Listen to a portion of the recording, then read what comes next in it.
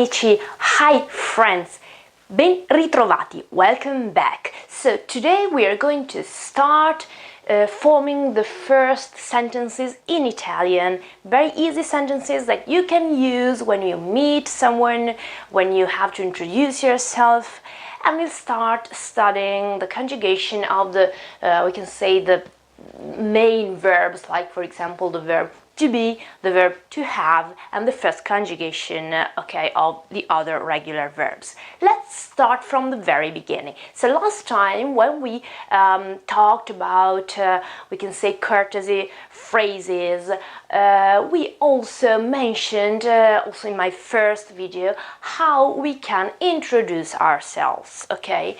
So we use this verb here, which is the verb to be. Io, and remember that io means I, but the subject can be implied in Italian. So most of the times we wouldn't say io sono, but we will just say sono without saying io. Obviously the subject exists, it's just implicit, okay, somewhere. So sono, and then your name. Io sono Sara, but if I was a man, I could say io sono Marco, okay? It's the same, obviously, because the verb doesn't change. Obviously, we have to pay attention when we use this verb to, for example, to introduce a nationality or other words, adjectives, for example. Like in this case, I'm Italian, okay? Yes, in English we don't have any difference. I can say I'm Italian, but a man, okay, a boy would say I'm Italian, okay, in the same way. But in Italian it changes. What changes? Not the verb, obviously, but the adjective Italian, okay, it changes whether I am a woman or a man. So, io, which can be expressed or not, okay?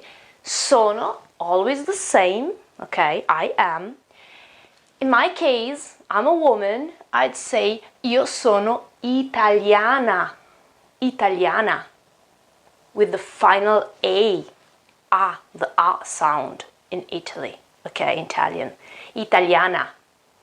But a man would say io sono italiano, O, okay, O sound. I am Italian again, but he is a man, so io sono italiano. This happens most of the times when we talk about adjectives in Italian, but not always. Pay attention. If you are English, for example, in Italian the word English would be Inglese, okay? You write it like this, Inglese, Inglese. Well, in this case, we have an adjective that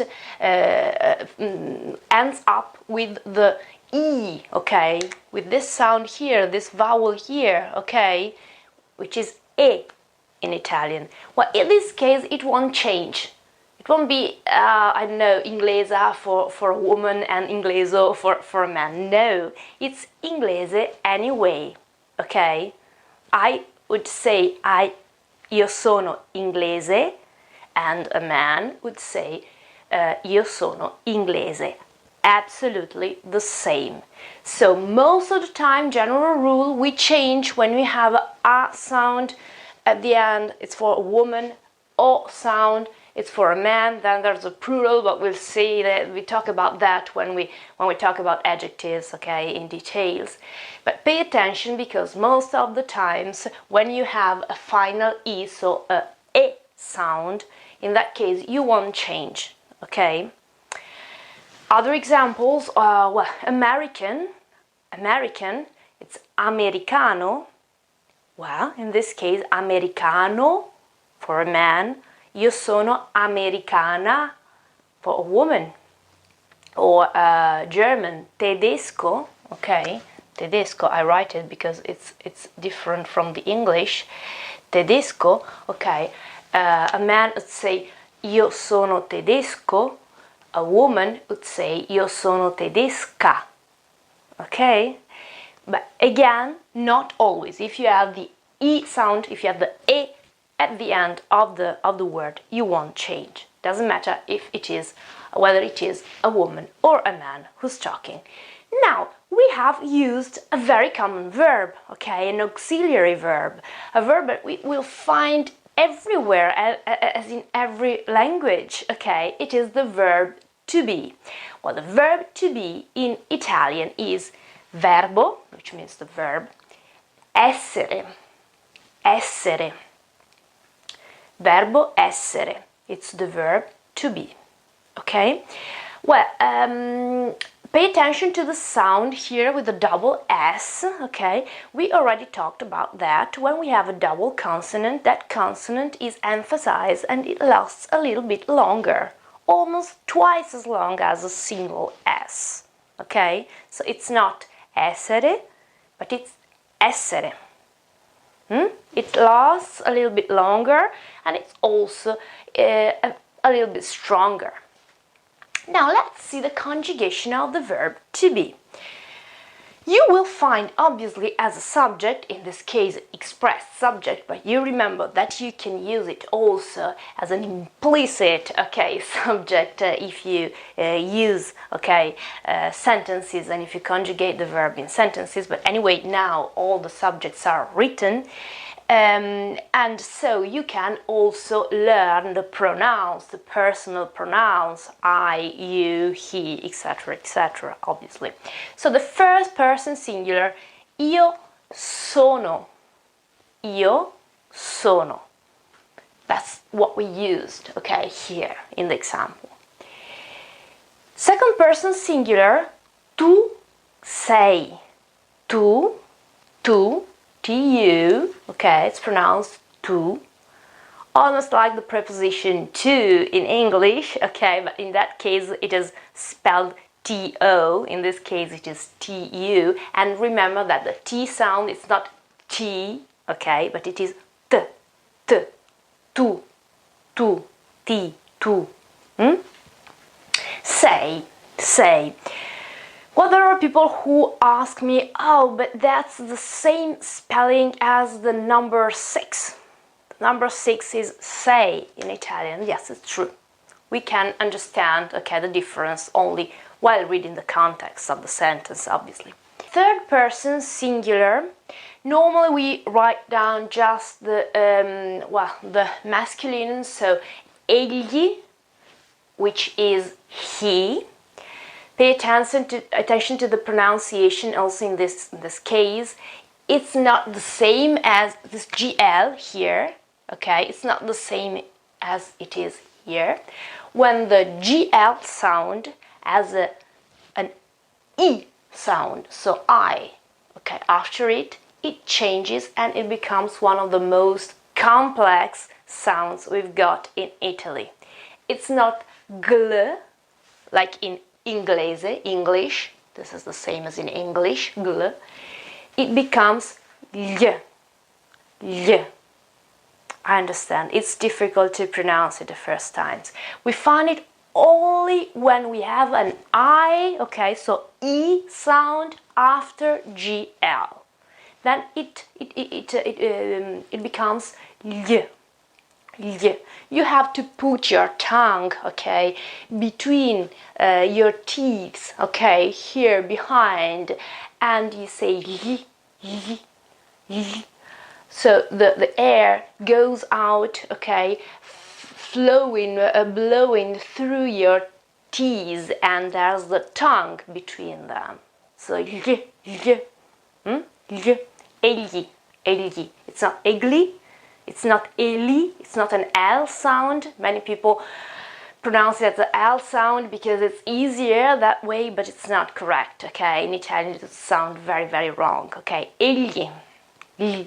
Okay, you can change your face like this.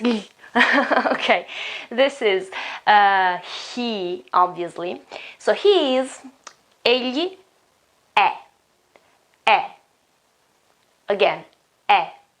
Now, listen to me, and you can also see my mouth here. It's wide open. it's absolutely different from the E sound without accent, because the accent makes the vowel wide open. If I don't have the accent, then I will pronounce it E. It's a very narrow, it's a closed vowel, okay? In this case, it means something different. It is and, okay? So it's another word, completely different word, okay? In this case, it's the verb to be. This is used to connect sentences, okay? It's e, while the verb to be is e, okay? You have to open your mouth. Yeah, try to say that with me. Egli è. This is the most difficult one of all persons here, because you have two different sounds and they are quite difficult, okay, both in the pronoun and in the verb. So can you repeat it with me? Sorry. Egli è, which is different from e, okay? E, you can see my mouth, my lips are closed in this case, e, while the verb to be is è. È. Don't forget about the accent, okay? The accent is extremely important, not just about the pronunciation, but it changes the word. So if you don't put the accent, it's a huge mistake. And be also careful that many times, because of foreign keyboards and things, this accent here is substituted by an apostrophe, but it's wrong, okay? It's absolutely wrong. I can understand that most of the times maybe we don't have the accent on our keyboard, we don't have an E with accent, and so, you have to write something very fast, and so we put an apostrophe. Well, we understand what you meant by putting an apostrophe, but apostrophe is meant for other things in Italian, okay, we'll see that in articles, etc., but it's not meant for verbs in this case, okay, the present form. Now, let's go on to the three, okay, plural person. Noi siamo, we are. Noi siamo, noi, we are, siamo. Voi, you. Siete, siete, siete. You see here that you can hear that my E, okay, my E sound is closed, as it was here and not here. Okay, voi siete. Essi, they, essi, again double S, essi sono, sono, essi sono, essi sono. Okay, I can repeat all of it together. Io sono, tu sei, egli è, noi siamo, voi siete, essi sono. So now we can say, for example, io sono italiana, tu sei americano, egli è inglese, noi siamo europei, European, for example. Okay? Well, it's quite easy. Okay, then next time we'll see also how questions can be formed using this. Now, last time we learned how to greet. Now we can say, okay, what my name is and my nationality. Then another important part of introductions, when we introduce ourselves, is saying the age. Well, obviously it's not compulsory, okay, but it's a quite elementary question and answer we need to know when we learn languages.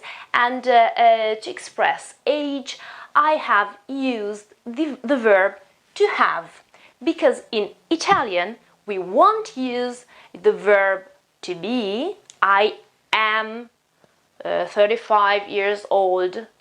No, we use another structure. We say io, I, again we can put it or not, or verb to have, 35 for example, anni, years.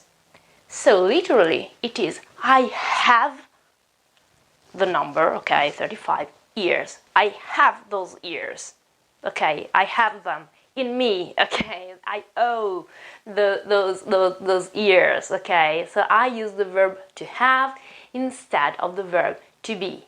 We know that in English it is I am 35 years old. That should be the complete sentence. In Italian it's different. We use the verb to have to express the age. Okay? So you can complete that with the number and you have the sentence to say your age. Obviously we'll see the numbers too, but okay, for the moment you can find them in the translator, then we'll see them in a specific video, but you know that you have to use the verb have. Okay? Io ho 35 anni. 35 is 35. I have 35 years. I have 37 years. That's correct in Italian. I know it's awful. In English it should be I am 35, 37, 45, 52 years old, but here I won't say I am, I would say I have. I'm sorry, that's the way, just the way it is. So, how can we conjugate the verb to have? Verbo avere. Okay, you see it here. Verbo avere. Again, io ho. Now, in this case, we have no accent, but you can hear again how the vowel o, okay, is open and strong.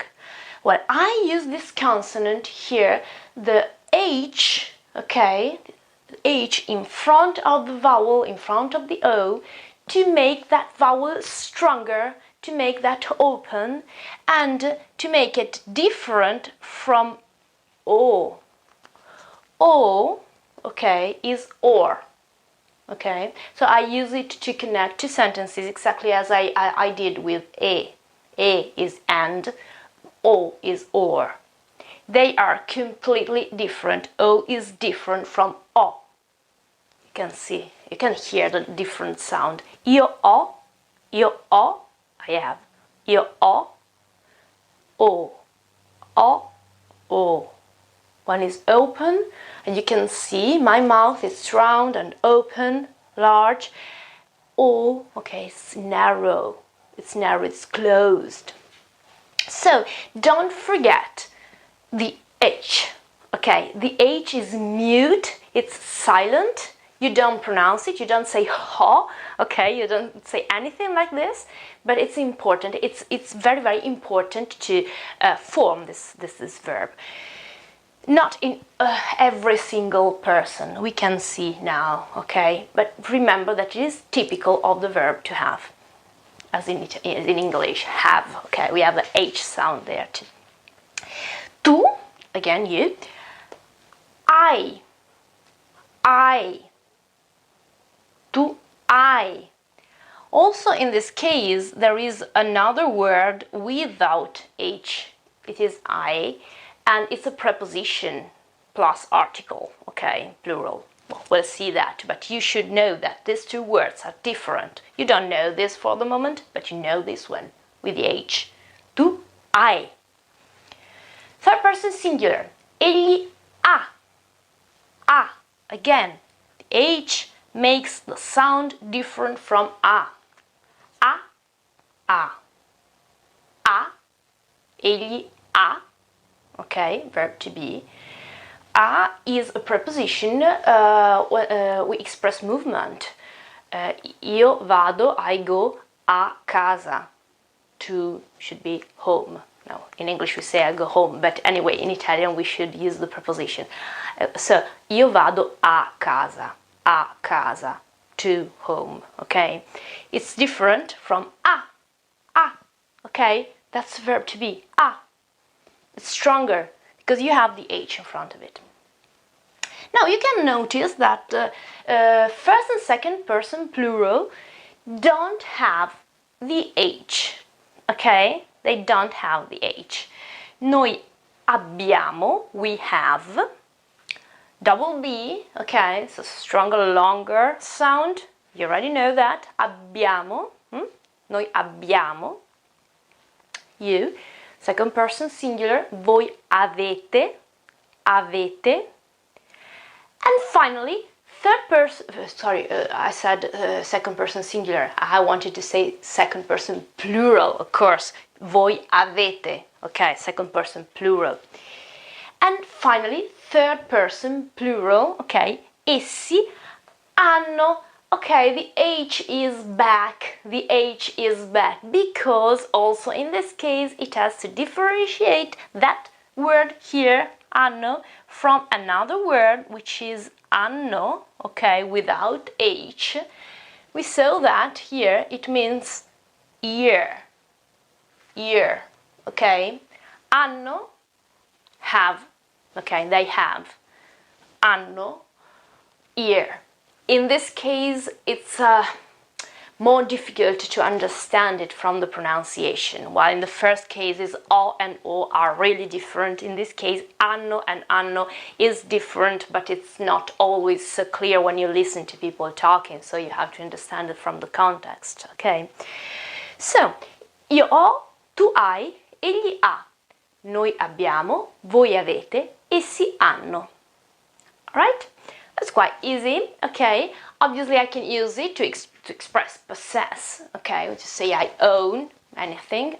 Io ho un libro, a book. Tu hai un libro. Egli ha una macchina, a car.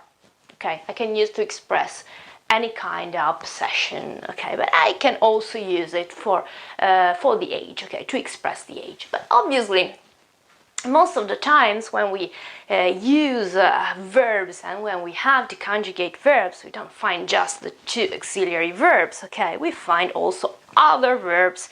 And in Italian, as in every other languages, there are regular and irregular verbs. We'll forget about the irregular verbs for the moment and we focus on the regular ones, which are divided into 3 conjugations. We won't talk about all of them today. We start just with the first one, okay? The 3 conjugations can be recognized by the suffix, the end, okay? The final part of the verb, okay? Whether the verb ends up with are, are, A-R-E, as in this case, it's the first conjugation, okay? Whether the final part is ere, ere, so it's not a but a e, okay? The e sound, ere, that's the second conjugation. And if the final part is ire, ire, with the I, okay, e sound, ire, at the end, it's the third conjugation. Now today we start with the first one, which is very, very easy, with an example here. Io abito, the verb is abitare, okay, abitare. You can see that the final part, okay, is are, so that's the first conjugation, the verb is regular, and it means I live, okay, I live. It's not really, live is vivere, abitare means that I have a residence in a specific place. Well, I live in Italy, I live in Venice, okay, something like this, so my home is there. So the sentence in this case could be io abito or just abito, I live in Italia, in Italy, in America, in America, in Inghilterra, in England, in Germania, in Germany. You can put the name of any country there, okay? Or I can also say that I live in a specific city or in a town, and in this case the preposition changes. It's not in anymore, as it is English, it is a. Well, we saw that before here, okay? We saw that for movement. We can also say that when I am in a specific place. So, but only in some cases, this one for example. So, io abito, I live a Venezia, in Venice, a Treviso, which is my town, okay, a Milano, or I can use also other names of foreign countries or foreign cities. Io vivo a Berlino, Berlin, a Monaco, okay, a Washington, okay, a Londra, in London, okay. So in 4 countries, a 4 cities or specific places. Now, let's go back to the verb abitare. As we said before, it's the first conjugation, so we'll see the first conjugation today. Io abito, well, we already used that. But if I say you live in Japan, okay, tu, again, abiti. So I just eliminate the final part of the verb are. I have the base form, okay, we can say so, okay, the root of my verb, which is abit in this case, and I just put, okay, all the final parts, okay, that determine every single person of my conjugation. So the first one is o, io abito, I live. The second one is you, tu abiti, I, okay, I sound, tu abiti a Vienna, in Vienna. Egli, okay, he, abita, egli abita. Egli abita a, oh my god, okay, there are so many cities, a Madrid, okay, egli abita, he lives. Noi, we, abitiamo,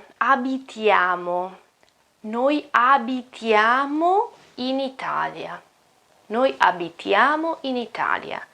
So the suffix here, the final part we should add is I, A, M, O, okay? Don't forget about the I, the E sound, okay? Because foreign people often forget about that, okay? It's not abitamo, it's abitiamo. There's an E sound there. Voi, you, second person plural, abitate, abitate, no E sound here, no, okay? No I, so no E sound, abitate.